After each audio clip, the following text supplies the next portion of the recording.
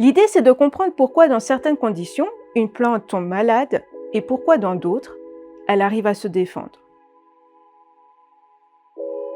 Je suis biologiste et professeur junior au laboratoire MAP. MAP pour microbiologie, adaptation et pathogénie. Je dirige actuellement une équipe de recherche qui travaille sur les interactions entre les plantes, les micro-organismes et l'environnement.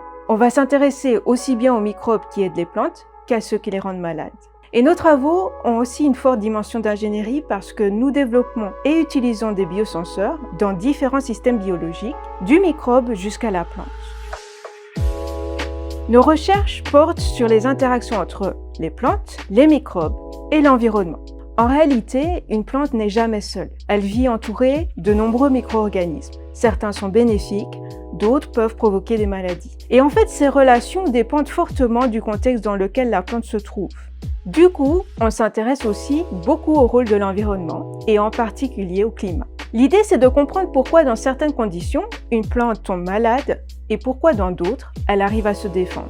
Pour ça, on essaye de regarder le système dans son ensemble, sans isoler la plante, comme c'est souvent le cas en laboratoire. Pour étudier ces questions, on utilise notamment des biosenseurs fluorescents et des outils d'imagerie. Ça nous permet d'observer ce qui se passe à l'intérieur du vivant en direct, un peu comme si on pouvait se rétrécir et se retrouver au cœur de la plante ou du microbe, comme si on y était. Très tôt, j'ai été confrontée aux grands enjeux globaux et notamment au changement climatique. J'ai donc eu envie de comprendre ce qui se passait, mais aussi d'agir. Et la science est donc devenue vite pour moi un moyen concret d'action. Travailler sur les plantes, les microbes et l'environnement me permet de relier à la fois ma curiosité scientifique et l'engagement face aux défis actuels. Nous mettons en place un environnement de recherche qui ouvre la porte à de nouvelles découvertes.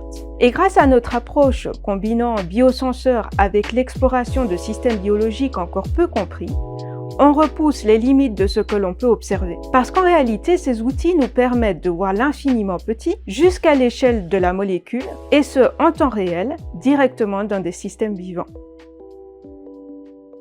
J'espère contribuer à une meilleure compréhension des interactions entre les plantes, les microbes et leur environnement. Ces connaissances sont essentielles pour relever des défis majeurs comme la sécurité alimentaire et l'adaptation de l'agriculture au changement climatique. Elles peuvent aussi ouvrir la voie à des solutions nouvelles, parfois inattendues, pour aider à faire face aux grands bouleversements climatiques actuels. Donc si nos travaux peuvent faire avancer les connaissances et inspirer d'autres personnes, alors cet objectif est atteint.